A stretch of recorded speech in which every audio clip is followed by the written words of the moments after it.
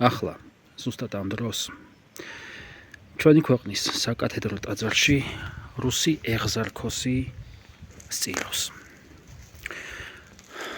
მანგლისში ვარ. მაშინ როცა მეფე მირიანმა ქართლის მოქცევა გადაწყვიტა, მან დახმარება ბიზანტიელებს თხოვა და ევროპიდან დაიძრნენ მღვდელდიაკონი უდიდესი განძით და სიწმინდეებით. ქართლის მიწაზე შემოსულებს პირველი ეს ადგილი შეხვდათ, რომელიც აკურთხეს და პატარა სალოცავი ააგეს. სიწმინდედ კი დაუტოვეს ცხოველმყოფელი ჯვრის ნატეხი. აი იმ ჯვრის, რომელზეც განკაცებული ღმერთი ჩვენი გააკრეს.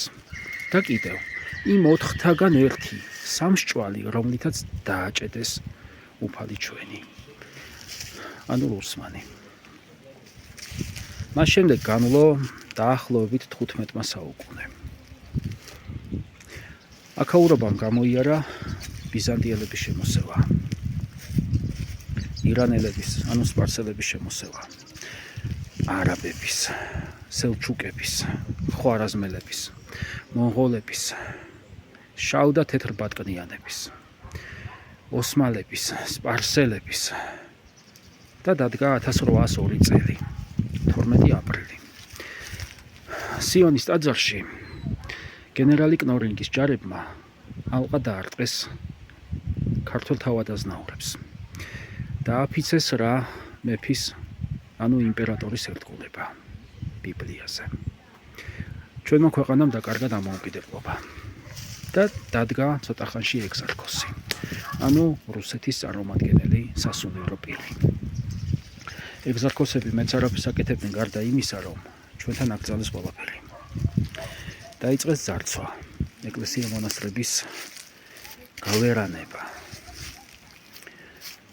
გადათხარეს სვეტიცხოველი, გადათხარეს ანანურის ეკლესია, გადათხარეს მანგლისი. წაიღეს მილიონობით ღირებულების, ოქრო-ვერცხლი და შეუფასებელი ღირებულების სიწმინდეები. მას შემდეგ, რაც აქ ეგრეთ წოდებული რესტავრაცია ჩაატარეს, გაქრა სამსჭვალი. ის, რაც ვერ წაიღო ვერც გარემტერმა და ვერც შიდა ტერმა, წაიღო ერთ მორწმუნე ძმამ, რომელიც დღემდე პეტერბურგის მუზეუმში ინახება. მათ ჩვენ გაგვძარცვეს ყველაზე დიდი სიწმინდე წაიღეს.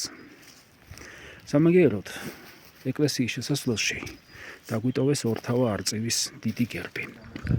აი ზევით, დიდი ჯვრის თავზე.